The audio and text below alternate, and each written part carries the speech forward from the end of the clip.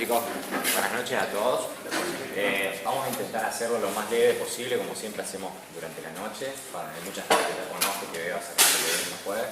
Así que saben que la modalidad es intensiva, vamos a intentar hacerlo lo mejor posible. Para eso, lo primero que vamos a hacer es intentar hacer una breve introducción para que se pueda entender de qué es lo que vamos a hablar ahora, ¿sí? En primer lugar, vamos a entender lo que es el concepto área, ¿sí? Y más que nada, las áreas dentro de la psicología. Hoy a la tarde hablábamos con los chicos del anterior repaso y les hice un ejemplo simple. Ustedes imagínense el campo de la psicología como esta caja, ¿sí? Las áreas están dentro, ¿sí? Ahora, les pido que se visualicen. ¿Vieron esas películas donde aparecen esos pabellones médicos que están todos divididos con cortinas? Bueno, las divisiones con cortinas, ¿qué implican? Que la división no es algo congruente, no es como un muro que se plantea, ¿sí? Y esa es la idea de áreas dentro de la psicología. No es que un área delimita un campo de conocimiento exclusivo de ese área, ¿se entiende? Por ejemplo, van a encontrar psicólogos jurídicos y psicólogos sociales trabajando todos juntos en el mismo lugar que podría ser una cárcel, ¿se entiende? De esa manera, las áreas actúan simplemente como cúmulos de conocimientos. ¿Y cuál es la diferencia real que existe entre cada área? La diferencia real se da por la demanda social. ¿Se entiende? La demanda social, ¿qué implica?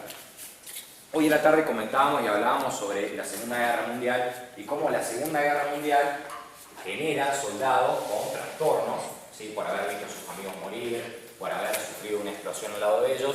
Eso genera distintos trastornos como estrés postraumático, depresión, etc. Esa demanda social de soldados necesitando ser atendidos crea y constituye el campo o área de la psicología clínica, ¿sí? Es decir, una demanda social fija los objetivos y la población meta, esa población meta y esos objetivos definen el área de la psicología. ¿Entiende? Bien. Eso en relación a por qué hablamos de un área. Porque ustedes vieron que cuando uno se pregunta qué es lo que hace un psicólogo, yo estoy seguro de que muchos de ustedes tienen muchas cosas para decir. Por ejemplo, ¿alguien me puede decir una cosa que haga un psicólogo? Una cosa. Analizar. Analizar, ¿sí? Puede hacer terapia con algún paciente en un consultorio, pero también puede trabajar en una cárcel, ¿sí? Puede hacer psicología de deporte y trabajar con un grupo, ¿sí? Hay muchas formas de ejercer la psicología. Por eso las áreas de la psicología son tan amplias, ¿sí? Y hay que aprender a comprender la noción de área dentro de este campo específicamente. Ahora, ¿cuál es la ley? ¿Sí? ¿Cuál es la ley que regula el ejercicio del psicólogo en la provincia de Córdoba? ¿Alguien la conoce? 7106. 7106. Esa es una pregunta de parcial. ¿Por qué? Porque hay que saber estas cosas, ¿sí? ¿Cuáles son las 5 áreas, que regula la ley 7106? Es decir, que determina. Clínica, educacional, laboral, clínica. Sanitaria, no. Sanitaria con la resolución 21. ¿Cómo? Exactamente. Entonces, para resumir, serían la clínica, la educacional, laboral, social y jurídica. Después aparece una resolución, la resolución número 21, que agrega la psicología sanitaria. Vieron que ahora se está hablando de psicología del deporte, de psicología de las catástrofes, etc. Bueno, en esa época también se hablaba de psicología sanitaria, pero no estaba regulado el ejercicio, es decir, el área no estaba planteada por la ley. ¿Entiendes? ¿Cuál es la última área? De las 5 tenés educacional, social, clínica, laboral y jurídica. Bien. Bueno, eso es nada más en relación a esto. Ahora, quiero que tengan en cuenta algo muy importante, que se lo deja el texto en claro, y me parece que también es importante mantenerlo en la cabeza cuando uno va a escuchar la explicación que vamos a dar con los compañeros de las áreas de la psicología, que son 3 cosas importantes. En primer lugar, no importa el área que nos guste, que nos parezca linda, etc. Capaz que alguno quiere trabajar en un instituto, capaz que alguno quiere trabajar en un colegio, capaz que alguno termina trabajando en una cárcel. Pero más allá de eso, lo importante es tener en cuenta que hay ciertos principios éticos y deontológicos que regulan el ejercicio del psicólogo, ¿sí? Habrán escuchado del consentimiento informado, ¿sí? Habrán escuchado de la honestidad intelectual, etc. Así que tengan en cuenta eso, ya vamos a llegar a la parte de deontología, pero siempre conscientes de que no importa lo que elijamos, siempre hay ética detrás de eso, ¿sí? El segundo punto, que ya estuvimos hablando, la diferenciación entre un área y otra no es sumamente congruente, ¿se entiende? Eso es muy importante para tener en cuenta, ¿sí? Y el tercer punto es que tiene que haber una visión integral de la psicología, es decir, una visión interdisciplinaria. Cuando ustedes se formen, por favor les pido, comprendan que a donde van a ir ustedes a trabajar es con seres humanos, Y los seres humanos no son perfectamente atendibles a través del psicoanálisis o de la psicología clínica exclusivamente, sino que uno va a trabajar con una persona que tiene una historia particular, donde a veces el psicoanálisis es útil y a veces no. Entonces hay que tener una visión interdisciplinaria, ¿se entiende? Eso nada más. Ahora, Mar se encarga de dar psicología clínica. Me toca quizás el área que muchos ya tienen más familiarizado, que muchos ya por lo menos algo saben de psicología clínica, ¿verdad? Porque es lo que más comúnmente se conoce como, bueno, el profesional psicólogo atendiendo en un consultorio, trabajando con una situación de pareja, trabajando con una situación familiar, pero que es en definitiva el área más profesional, el área profesional más conocida dentro de la psicología. ¿Qué es la psicología clínica y cómo se define la psicología clínica? Es una práctica de la psicología que presta ayuda a personas que se encuentran bajo un estado de desequilibrio emocional o que tienen algún tipo de perturbación en su equilibrio normal, si se quiere, en algún punto. ¿Sí? Bueno, también la autora Samantha, que es la que escribe el texto, hace como distintas definiciones tomadas de Bernstein y Netzel, nunca me va a salir pronunciarlo. No es importante el nombre de los autores, sí es importante ver que las definiciones que dan son más o menos las mismas, entonces hay que tomar en cuenta algunos elementos, como por ejemplo que es una rama de la psicología que investiga y aplica principios de la psicología a un caso, a una situación, para reducir las tensiones de esa persona, para ayudarlo, para resolver sus problemas. Se aplica a la situación, bueno, problemas de adaptación del individuo, todo este tipo de problemáticas es lo que la psicología clínica resuelve a través de la aplicación de técnicas de la psicología. Un detalle a tener en cuenta es que la autora toma una concepción de la psicología basada principalmente en el estudio de la conducta, ¿sí? Entonces, según esta postura, se toma a la psicología como el estudio de la conducta y la psicología clínica deriva de esa concepción de psicología como de la conducta, ¿no? Entonces va a decir también que es el estudio y la comprensión de la conducta. Sí, eso es un detalle, quizás se lo pregunten, quizás no, pero es bueno saber cuál es la postura que plantea la autora. Después, una cuestión con respecto a la psicología clínica, tal como lo conocemos hoy, es raro, digamos, tiene una historia rara, porque en un principio la psicología, cuando nace, digamos, como ciencia, no se dedicaba a hacer esta parte más profesional, ¿sí? Sino que esta parte profesional estaba directamente vinculada a la psiquiatría y a la medicina. El psicólogo no podía hacer clínica, no podía tratar pacientes, no podía atender casos, no podía usar esas técnicas y esas herramientas, ¿sí? Era simplemente un auxiliar del psiquiatra, un auxiliar del médico que se dedicaba a hacer algún tipo de evaluación específica sobre algún punto que el psiquiatra o el médico considerara importante, ¿sí? Entonces, como que el tratamiento, tal como lo conocemos hoy, solo lo hacían los psiquiatras. A lo largo del tiempo esto fue cambiando por distintos factores. Bueno, uno de ellos fueron las guerras mundiales, ¿sí? ¿Por qué? Porque se necesitaba mucha mano de obra especializado en temas de salud mental. En la Primera Guerra Mundial, para hacer evaluaciones y diagnósticos específicos, para seleccionar personal, y en la Segunda Guerra Mundial, porque dejó muchas secuelas muy graves la guerra, a nivel social, a nivel de la subjetividad de las personas que padecieron la guerra. Y acá, bueno, como que el tratamiento era urgente y no se estaban preguntando por ahí, bueno, sos psiquiatra, tenés el título, tenés esto firmado, tenés esta autorización. No, sino que directamente, por la demanda que había, empiezan de hecho, a hacer tratamientos psicólogos. Bien.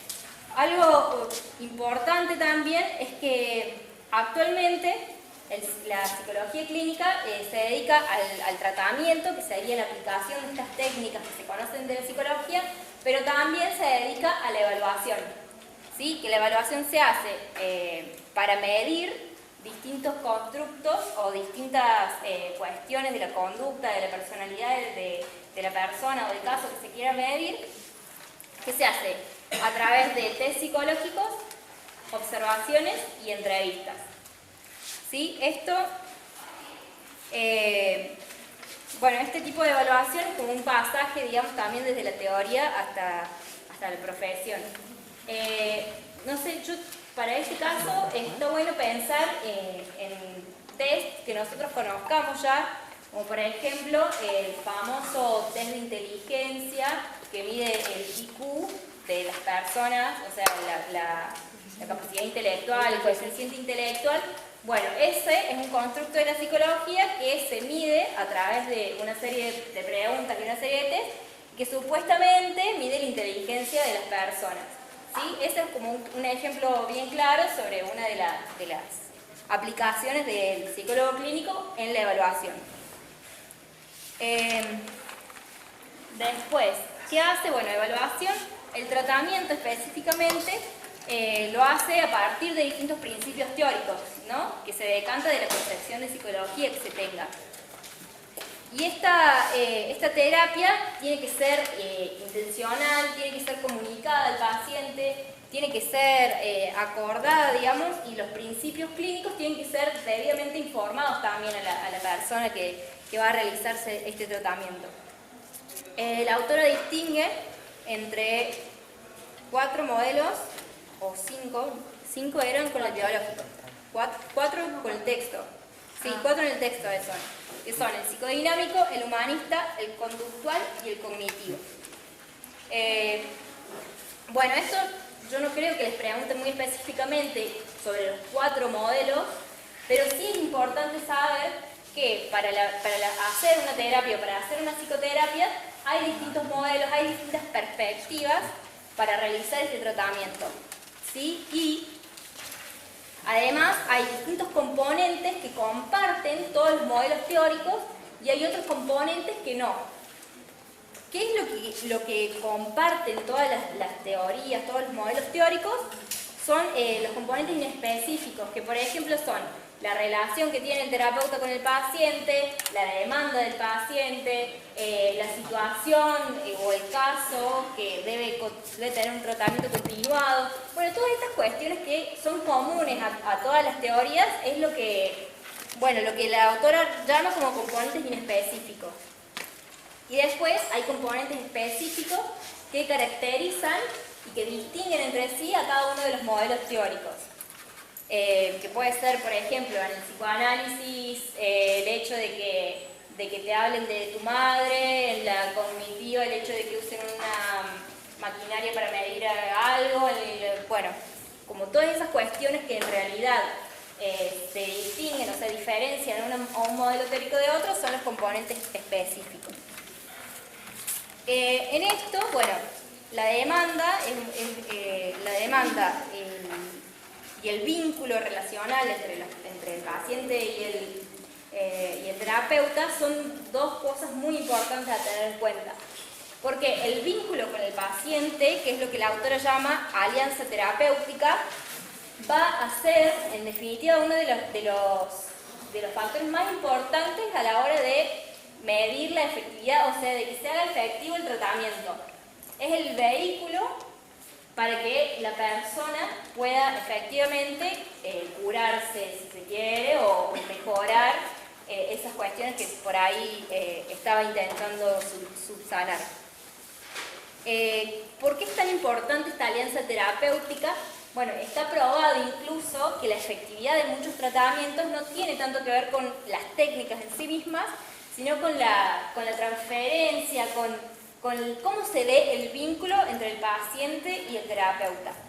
¿Sí? Bueno, después tenemos la demanda, que cada terapeuta, de acuerdo a su teoría, va a interpretar, digamos, la demanda de distintas maneras. y va a tratarla con su estilo profesional que le parezca, ¿no? Y algo muy importante también en este vínculo es que tanto la persona como el terapeuta son modificados en esta relación, en este vínculo, o sea, modifican sus propias concepciones, sus propias creencias, o sea, el terapeuta a medida que ayuda, digamos, al paciente, a medida que tiene este vínculo con lo que estudia, lo modifica, ¿sí? En esta relación ambas partes salen como modificadas. Y esto es algo que la autora llama como actitud clínica, ¿sí? O sea, esto de poder ser responsables también y ser conscientes de que lo que el terapeuta le diga al paciente también va a generar una modificación en las concepciones del propio paciente, ¿sí? Dice que eso lo distingue a la psicología clínica de las otras áreas. ¿Por qué? ¿Por qué lo distingue de las otras áreas? En realidad... Como que la actitud clínica distingue al psicólogo clínico de los demás. ¿Por qué? Sí, para mí la actitud clínica, o sea, si esto es más cuestión más personal, no técnica del libro, para mí todas las intervenciones del psicólogo, el psicólogo sanitario, jurídico, social, educacional, todas tienen que tener como esta actitud de ser responsables porque están modificando aquello con lo que están tratando, que en definitiva son personas, están modificando al otro. Igual profesionalmente siempre, o sea, porque a veces a una amiga le pasó que llegó a tener un vínculo con el psicólogo tan íntimo que el psicólogo le dijo que no podía atenderlo más porque ya eran amigos, digamos, ya era una conversación de amigos y el psicólogo le dijo, mirá, no puede ser más mi paciente porque hemos llegado a un vínculo que ya somos amigos, que ya no puedo atender. Claro. También puede pasar.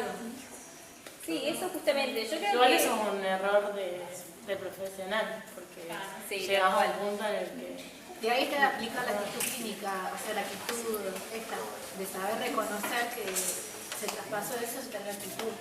Claro, Claro, la ética.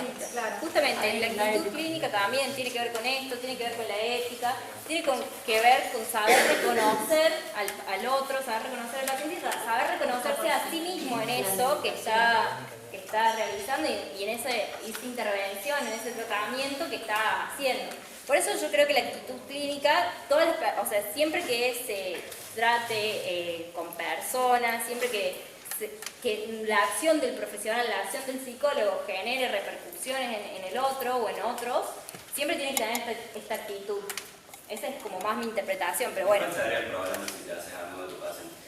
Es que en realidad depende de la perspectiva de la convivencia. Porque, por ejemplo, mi psicóloga era gestáltica y no tenía problema en contarme de su vida. En cambio, un psicólogo, no sé, lacaniano, no sé, dirá, vos Randy sabrás, dice muy pocas palabras. Depende también mucho del enfoque que cada psicólogo adopte.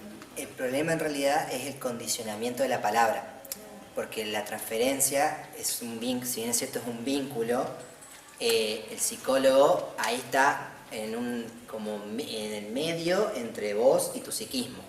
Entonces, si el psicólogo solamente puede ser medio entre esas dos cosas, estando en el lugar de psicólogo. Si ya es un amigo, el análisis es condicionado e inclusive se genera un fenómeno que se llama la sugestión, que es esta cuestión de, por ejemplo, cuando alguien te dice, sí, vos sos un obsesivo, decís, claro, soy obsesivo, y empezás a operar obsesivamente. Por eso es que inclusive el psicólogo, como somos seres humanos, la poca objetividad, mejor dicho, la objetividad que tiene la psicología es necesario estar escindida de una relación personal. Por ejemplo, yo no puedo hacer un análisis de un amigo porque tengo mucho de mis cuestiones personales con él. Lo tiene que hacer una persona externa, porque hay cosas que yo no puedo ver e inclusive hay otro fenómeno que se llama la proyección, que es que yo proyecto cosas mías en las otras personas. Y uno con sus amistades hace todo el tiempo eso, tanto una sugestión como una proyección. Por eso es que... Se establece un vínculo hasta el punto de poder llamarte amigo con tu paciente, de tener que cortarlo, entonces. Claro, porque ya no podés hacer un análisis objetivo, en pocas palabras. Pero, para hacer una salvedad, disculpen el tiempo, el psicoanálisis, específicamente la psicopatología, tiene una limitación hacia la clase media. Si vos tenés una persona en condiciones vulneradas, digamos, por ejemplo, te encontrás con una persona que tiene problemas de desnutrición, que sufrió problemas de delincuencia desde muy temprana edad, y que tiene problemas vinculares, nunca tuvo madre, no tuvo relaciones con el padre o el padre nunca estuvo, etc. Generalmente esas personas es mucho mejor tratarlas en una terapia de grupo donde justamente la terapia psicoanalítica no funciona porque vos necesitas vincularte muy fuertemente con esa persona, ¿sí? Porque el vínculo para esa persona es algo inexistente, ¿se entiende? Igual que en el caso de los psicópatas, ¿sí? Hay un caso especial de una, si buscan en YouTube, ponen niña psicópata, les va a salir un caso muy conocido, bla, bla, bla, van a ver que esa chica sufrió vejaciones de niña, ¿sí? Maltratos muy fuertes. Entonces el psicoanálisis ahí no tiene una respuesta fija porque lo que se tiene que hacer es enseñarla a amar, ¿se entiende? Pocas palabras. Entonces, ¿cómo haces vos enseñarle a amar a una persona si primero no te vinculás? Es decir, vos ahí necesitas hacer un vínculo. En cambio, en nosotros, que somos la microburguesía en este lugar, ¿por qué digo microburguesía? Porque nosotros venimos acá, podemos estudiar, cuando volvamos a casa tenemos un plato de comida, tenemos un poco de agua, etc. Nosotros necesitamos, ¿sí?, de un espacio distinto. Nosotros sí tenemos vínculos, sí tenemos amigos, sí tenemos un padre o una madre o alguien que cumplió el rol de ser ese vínculo conector con la sociedad, ¿no?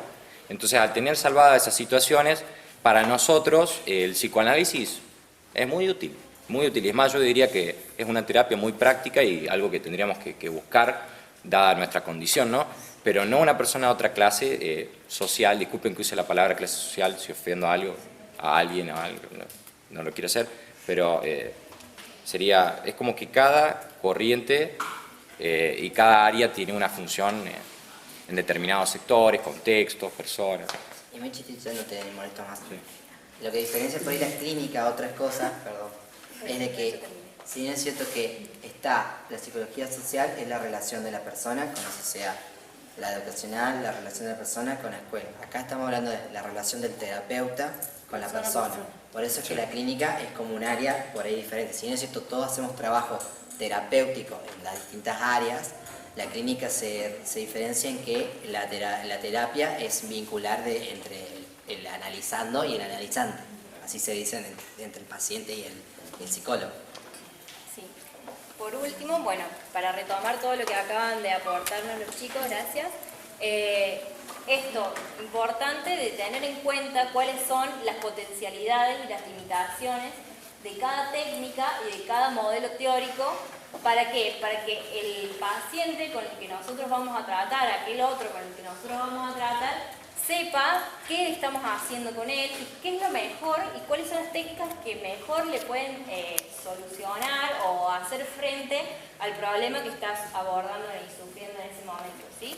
Eso es como parte de la ética, es algo muy importante, que bueno, la autora también menciona el consentimiento informado y algunas otras cuestiones que también vamos a tratar en el texto de deontología, pero también es muy importante tener en cuenta que la clínica está atravesada por esto, ¿sí? Y por último, bueno, ya hablamos de que el psicólogo clínico hace evaluación, hace tratamiento, también puede hacer investigación, enseñanza, consultorio o administración. Entonces, sí, como que no se limita solamente a hacer el tratamiento, sino que también puede hacer todas esas cuestiones. Y ya terminamos con el área clínica. ¿Quieren que siga con la laboral ahora? ¿Hay alguna otra pregunta? No, en una parte del texto dice que la investigación en la psicología clínica es muy diversa. No sé, no lo tengo textual, pero puse entre paréntesis la alianza terapéutica, EPT, no me acuerdo qué era. El estilo personal de terapéutica, del terapeuta y la afectividad.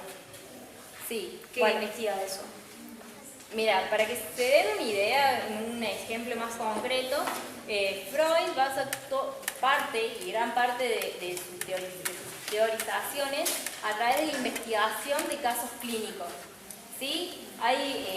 ¿Qué es la investigación en la clínica? Es justamente a través de este vínculo que estoy teniendo con el paciente, poder realizar distintas conclusiones que me permitan mejorar las técnicas que estoy utilizando para hacer los tratamientos. ¿Sí? Sería más que nada eso. Lo que tiene que ver con el estilo personal del terapeuta y la alianza terapéutica tiene más que ver con la particularidad del terapeuta y la particularidad del vínculo que se genere entre el paciente y el terapeuta.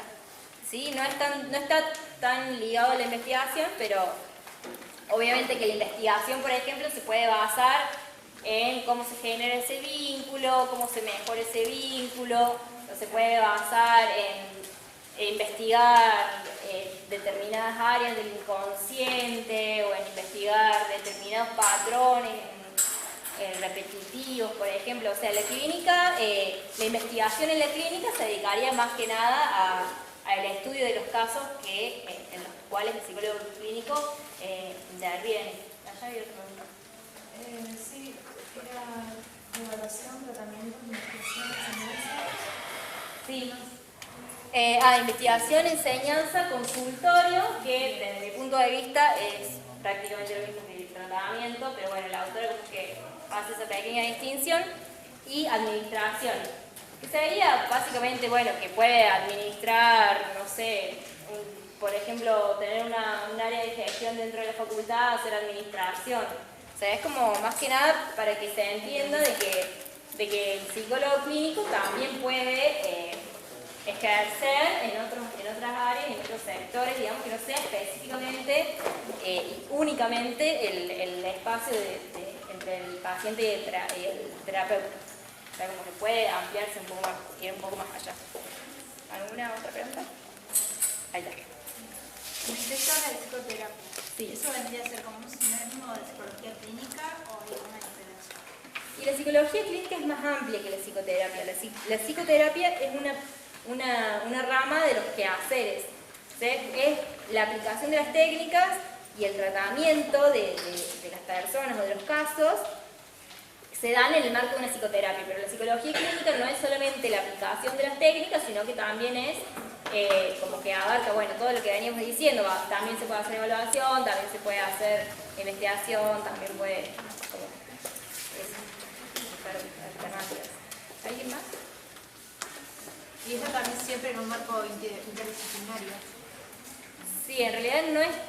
A ver, al tratar directamente en el vínculo con el paciente, no hace falta... se puede, o sea, sí existe, por ejemplo, hay distintas formas de ejercer la clínica. O sea, por ejemplo, tenés un caso que tenés que hacer integración escolar, entonces el psicólogo va a trabajar sobre ese caso, pero también va a necesitar la ayuda de un acompañante terapéutico, de un psicopedagogo, de un psiquiatra quizá. Entonces sí, ahí se hace un trabajo interdisciplinario, pero también puede trabajar digamos, con un caso que no requiera, digamos, un trabajo interdisciplinario.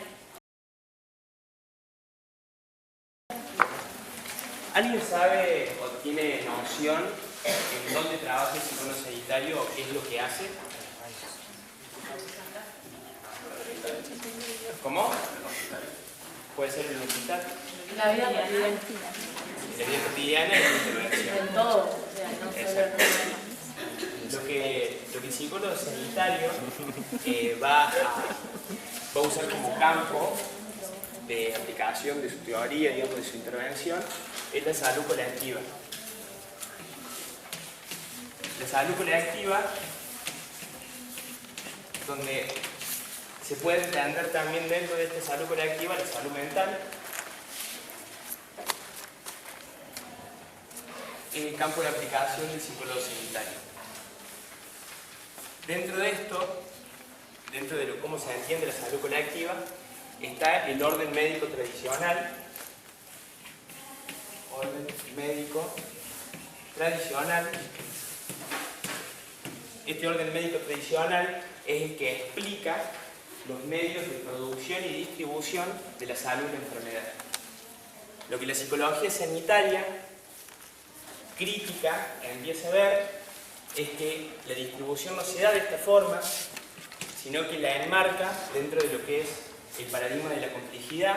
Entiende que la distribución de la salud y la enfermedad es un problema complejo y por lo tanto la entiende como un proceso social,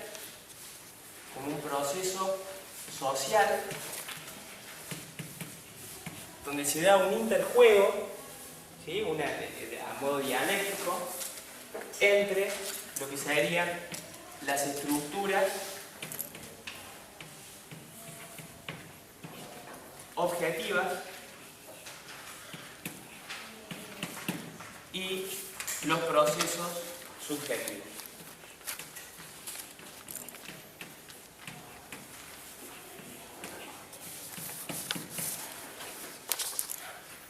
Esto va a llegar a pensar, va a llevar a pensar el psicólogo sanitario que toda intervención que se dé en este campo, en la salud colectiva, tiene que ser interpretado de forma dialéctica, entendiéndolo como un proceso social, o sea que se construye, que no es algo dado.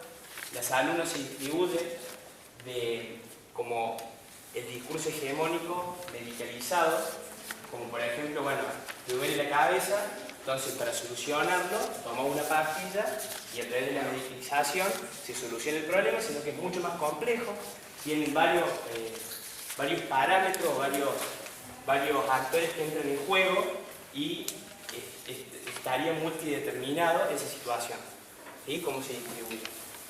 Y lo que dice es que algo que va a intervenir en esta distribución de la salud y la enfermedad son las estructuras objetivas, que son lo que yo, a través de la socialización, a través de las instituciones que me hacen participar de la sociedad, que son en una primera instancia la familia, en otra instancia será el colegio, la educación, la institución educativa, y agrega otro actor que vendría a ser los medios de comunicación. Esto hace que yo entiendo, comprenda, a través de estas instituciones, cómo se distribuye la salud y la enfermedad. Lo que el psicólogo sanitario dice es que problematicemos esto, que hay cosas que están naturalizadas, como por ejemplo la pobreza, y la pobreza produce y reproduce la redistribución de lo que es la salud y la enfermedad. No es solamente una cuestión biológica. Y los procesos subjetivos sería cómo yo reacciono o interpreto o valoro lo que me está pasando.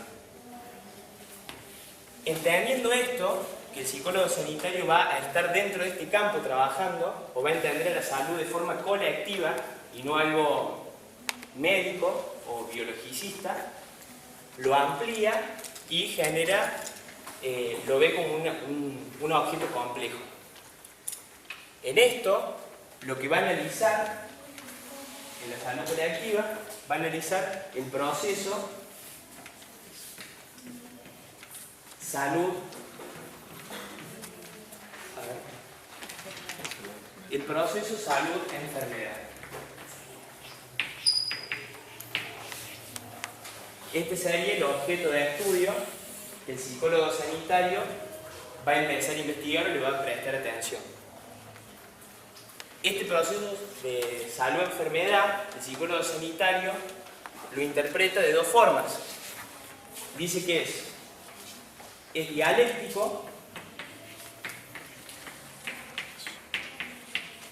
¿Alguien sabe qué es dialéctico? ¿Cómo? Lo que se les ocurre, o sea, ¿qué sería dialéctico? Que se construye a través del diálogo. Sí, o sea que no soy yo solamente. Claro, sería algo grande, algo complejo, algo que no está unideterminado, sino que hay muchos parámetros que determinan eso. Eso quiere decir que si es dialéctico, van a haber dos cosas que van a estar comunicándose para que nosotros podamos entender el proceso de salud-enfermedad. Esas dos cosas son las estructuras micro, que podríamos llamar bio, psico, social. O sea, no estamos hablando de un sujeto biológico simplemente, sino que estamos incluyendo lo psicológico y lo social en la estructura micro. Y esto va a estar relacionado con lo macro, que va a ser lo social, lo económico, lo político y lo cultural. Bien, si yo entiendo que mi campo de aplicación de la psicología sanitaria sería la salud colectiva, yo como psicólogo sanitario no podría hacer nada. O sea que tendría que trabajar de forma interdisciplinaria porque esto es complejo y está multideterminado. Después de eso, si yo analizo un proceso de salud-enfermedad de forma dialéctica, yo lo que voy a estar analizando es, en lo micro, el sujeto como una entidad o sea, biológico, psicológico e intervenido por lo social, y al mismo tiempo voy a analizar a ese sujeto enmarcado en un contexto más amplio que sería la situación económica del país, la situación económica de mi familia, lo social, la cuestión política y la cuestión cultural. Entonces eso me permite analizar el proceso de salud-enfermedad de una forma más amplia y más abarcativa. Al mismo tiempo, el proceso de salud-enfermedad se puede, o sea, entendiendo que el proceso de salud-enfermedad es dialéctico, e entendido en esto, yo puedo analizar el proceso de forma sincrónica,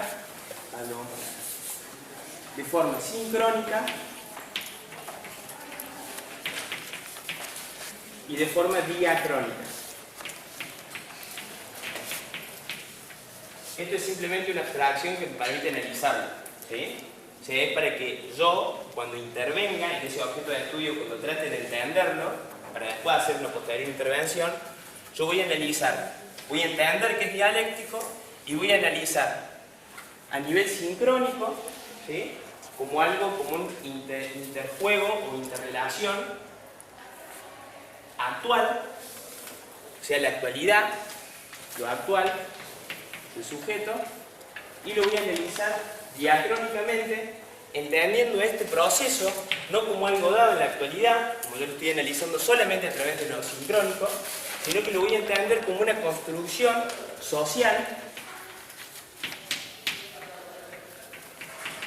Eso quiere decir que la sociedad lo construye, o sea, lo que es sano hoy en día no era sano hace unos años, y lo que es enfermedad no es lo mismo ahora que en otro lado, o sea que en la antigüedad, hace 50 años o en China. Va cambiando. Es una construcción social que está enmarcado, que está dentro de un proceso histórico.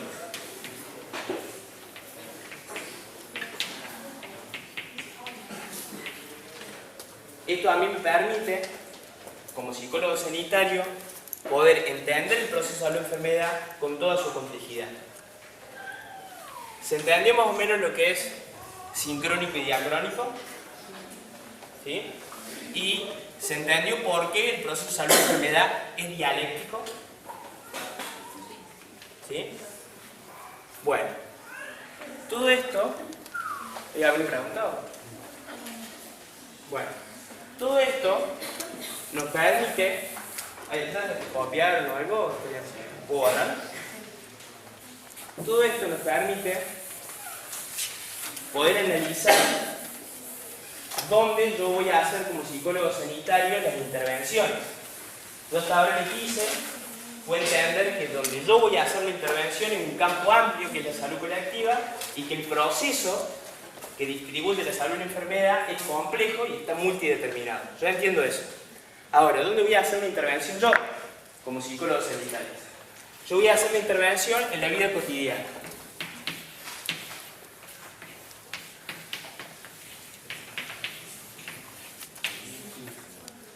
Yo para hacer una intervención en la vida cotidiana de sujetos, yo voy a ver que hay cosas que están naturalizadas.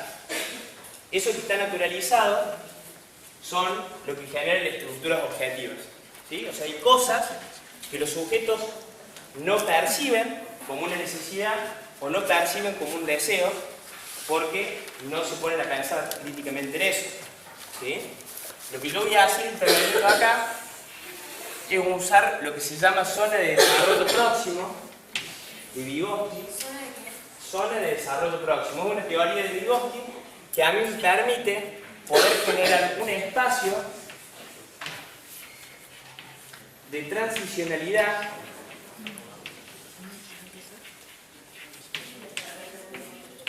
¿Cómo es zona de desarrollo? Zona de desarrollo próximo. Es una teoría de Vygotsky que plantea dos formas de desarrollo: el desarrollo real, que yo puedo llegar a hacer de forma individual, y el desarrollo potencial que yo lo logro con los otros.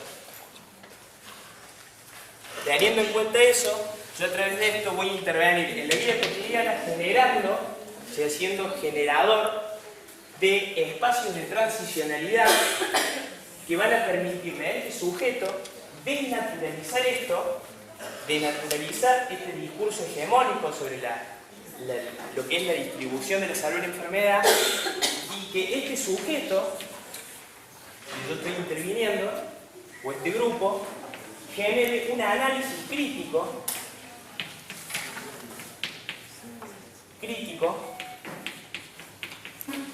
sobre sus necesidades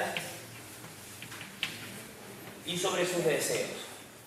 ¿Eso qué es lo que me permite? El texto dice, si yo respondo directamente a las necesidades, yo no estoy empoderando a la persona. Yo lo que tengo que hacer es generar espacios en donde el grupo o el sujeto realice un análisis crítico de su situación actual, entienda o determine qué necesidades y qué deseos tiene, y en base a eso que se organicen y puedan modificar esa realidad. Porque esto que está naturalizado es producto de la familia, de la escuela y de los medios de comunicación, que a través del discurso hegemónico de los médicos, de lo que se llama orden médico tradicional, me dicen qué es la enfermedad y qué es lo que yo necesito. ¿Más o menos se entendió eso? ¿Por qué yo intervengo en la vida cotidiana? ¿Y qué sería el espacio de transicionalidad que yo estoy tratando de generar en ese grupo? Bueno, eso sería la psicología sanitaria. Después en el texto tienen una lista y dice, bueno, el psicólogo sanitario puede trabajar en el hospital, y tiene una lista que es una carilla que le dice más o menos qué es lo que puede hacer. ¿Sí? El psicólogo sanitario puede intervenir tanto en instituciones públicas como privadas. ¿Sí? La lista esa es algo más. Puede intervenir en cualquier lado, en muchos lugares. ¿Alguna duda? ¿Qué es lo que dijiste de la familia, la escuela? Bien, recuerdan que yo hablé que hay un orden médico tradicional, ¿sí?, que dice que la enfermedad y la salud es puramente biológico, ¿sí?, y que no es una contribución social, sino que la salud es esto, y es lo que el médico dice, y la enfermedad es esto. Este discurso se da a través de los agentes de socialización que yo tengo en mi vida. O sea, cómo yo interpreto la realidad, cómo yo entiendo la realidad, es resultado de lo que mi familia me dice, de lo que la escuela me dice y de lo que el medio de comunicación me dice. Esa es la realidad para mí. Es lo que yo tengo naturalizado, lo que no me cuestiona. La fuerza de la gravedad, un árbol, un banco, son cosas que vas caminando y están, y no te pones a analizarlo. Lo que dice es, si esto es así, yo no voy a solucionar los problemas dando una pastilla, porque ahí no está el problema y el problema es más complejo. Y para cambiar esta distribución de salud-enfermedad, que es mercantilista en cierto punto, donde yo pago un servicio. Para que el psicólogo sanitario intervenga, tiene que, a ver si es una enfermedad, digamos, ya tiene que estar la enfermedad concreta. No necesariamente, porque el psicólogo sanitario, como todas las áreas de la psicología, interviene en la promoción de la salud, que es cómo hacer que un grupo de sujetos o sociedad esté más saludable, en la prevención de una posible enfermedad o posible crisis, ¿sí?, en el tratamiento y en la reducción de las secuelas que pueden llegar a suceder. ¿Sí? Eso, así se interviene en las áreas, digamos. El psicólogo siempre tiene que analizar todos esos parámetros. Acá, hace 2 años hubo un grupo de acompañantes que venían a intervenir. Los psicólogos trabajaban en una escuela de un barrio como en Córdoba, donde había una problemática de menores de 3 a 5 años, problemas de conducta y todo eso. O sea, se donde interviene a una educación un psicólogo social o así, pero dentro de ese barrio era muy normal ciertas conductas. Por ejemplo, los nenes de 3 4 años se decía, mi papá tiene 5 novias, mi papá tiene esto, aquello. Y es decir, ¿y cómo le decía a un chico de 3 4 años? O o sea, ¿qué es lo normal? O sea, para ellos era algo normal. Claro, O sea, tengan en cuenta... Eso depende de la cultura también de ahí, o sea, es muy complejo. Para ir a romper una estructura a un grupo también, porque repercute a cierta familia también. Tengan en cuenta que también la relación monogámica, por ejemplo, es algo que también se construye socialmente. Y no necesariamente está mal o bien. O sea, no podríamos establecer una valoración sobre eso. Es como la comunidad vive. Yo no me refiero a desnaturalizar este tipo de cosas, porque las comunidades pueden tener diferentes formas de vivir, sino que esas diferentes formas de vivir que generan una crisis para adentro, o que generan alguna problemática, poder desconstruir eso y decir, no, la salud no es solamente una pastilla, sino que la salud es que yo tenga agua. La salud es que yo tenga una casa. ¿Sí? La salud son las condiciones objetivas de mi vida. Eso es lo que genera más salud o menos salud. Y la salud es algo que está construido.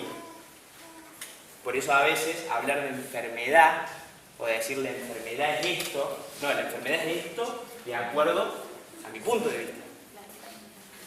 Y yo no puedo intervenir en tu subjetividad a través de mi punto de vista sobre lo que es la salud o la enfermedad.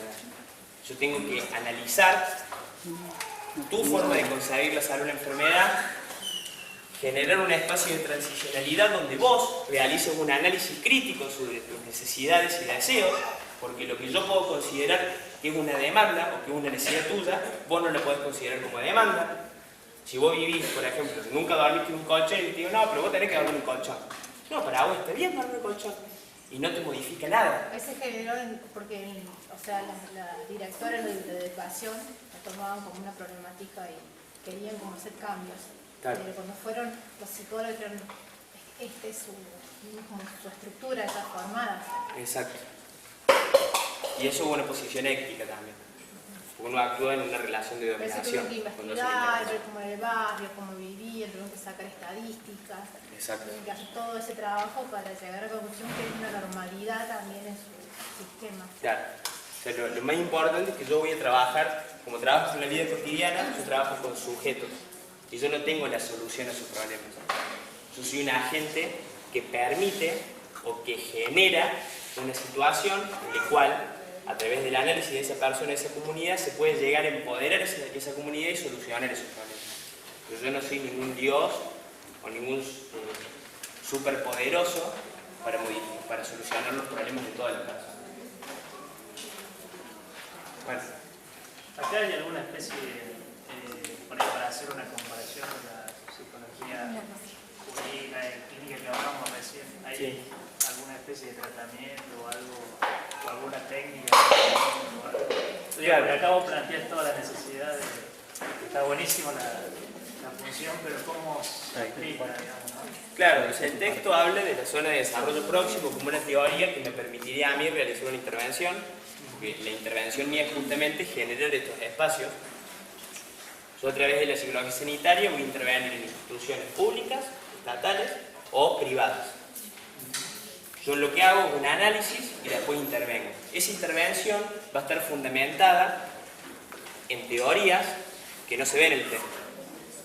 Y hay muchas teorías. Y algunas teorías son adaptadas a una institución en particular, a una comunidad. Hay teorías que surgen de una comunidad. Podés hasta hacer teoría dentro de la comunidad cuando estás interviniendo. Eso lo van a ver más adelante, digamos. Esto es simplemente como para que entiendan más o menos el área de la psicología sanitaria sobre dónde pone su mayor atención. Como dijo Adri, no hay una pared entre yo y el psicólogo clínico. Sí, para que se den una idea, quizás es más común ver a un psicólogo sanitario tratando problemas de una comunidad en su conjunto y no tanto en el vínculo personal que se puede establecer con una persona en particular. O sea, quizás vamos a ver un psicólogo sanitario pensando en las políticas públicas de un municipio, de una provincia o de la nación, o pensando en cómo mejorar la atención en un dispensario de un barrio, o sea, como en esas cuestiones que tienen como más que ver a la salud como proceso y no tanto como el vínculo personal que se establezca con un paso a los problemas que se dan en una comunidad sería. Claro, pero no únicamente, digamos, sino que es más común que se pueda intervenir en esas áreas, digamos. Bueno, para que se ubiquen más o menos, vamos a ver psicología laboral ahora.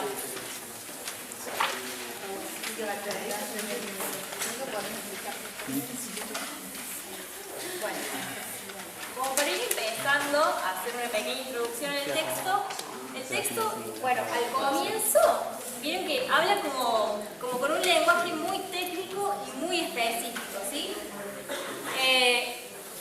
Para que vayamos un poco analizando cada una de esas cuestiones.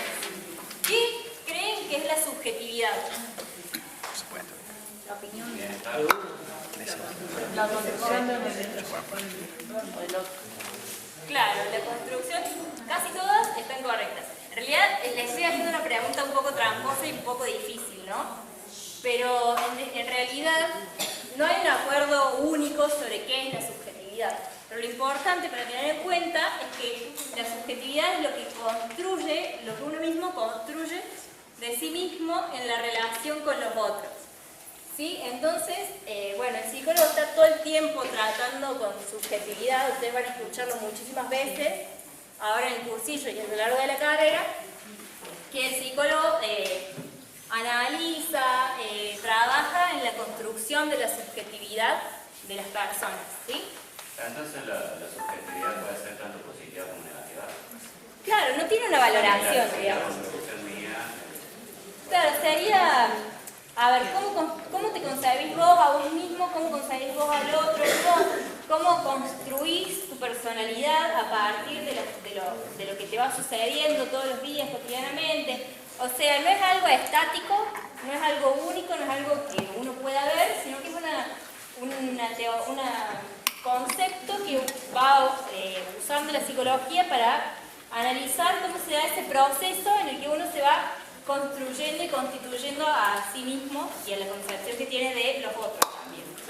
¿Sí? Entonces, ¿qué es importante de esto? Bueno, quizás en los textos de casi todas las áreas habla un poco de esto, ¿no? Pero particularmente en la psicología laboral, lo que va a tratar el psicólogo laboral va a ser de la construcción de la subjetividad de las personas en la situación de trabajo. ¿Sí? Bueno, la psicología del trabajo también se puede entender, o sea, la psicología del trabajo va a tratar con la construcción de la subjetividad, pero también es la psicología del trabajo y de las organizaciones, porque la subjetividad no solamente se construye en la relación con el trabajo, sino también en la relación con la organización en la que está realizando ese trabajo, ¿no? Es importante de esto saber que es un campo interdisciplinario, o sea que siempre va a estar interactuando con otras personas,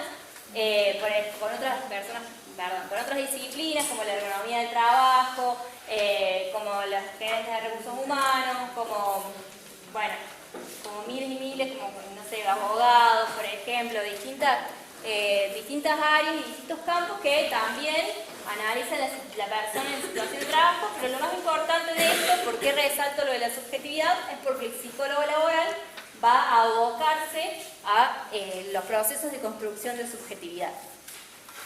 Bien, después de esto, ¿cómo se concibe el trabajo?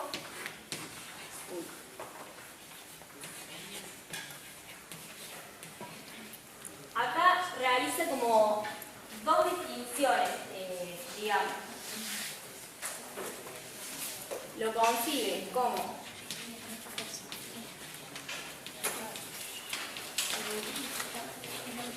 categoría histórico-social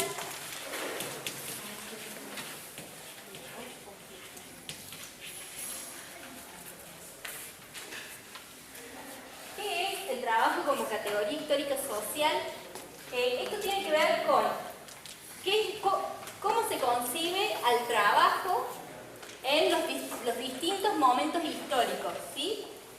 ¿Qué implica esta concepción? Reconocer que el trabajo no es algo vago y úrico sino que también es algo, una práctica social, una práctica humana que fue cambiando a lo largo de los años, ¿sí? Que no es que el trabajo, que tal como hoy lo conocemos, es lo mismo que se entendía por trabajo hace 100 años, hace 200 años, hace 300 años, ¿sí? El trabajo como concepto es algo que se ha construido históricamente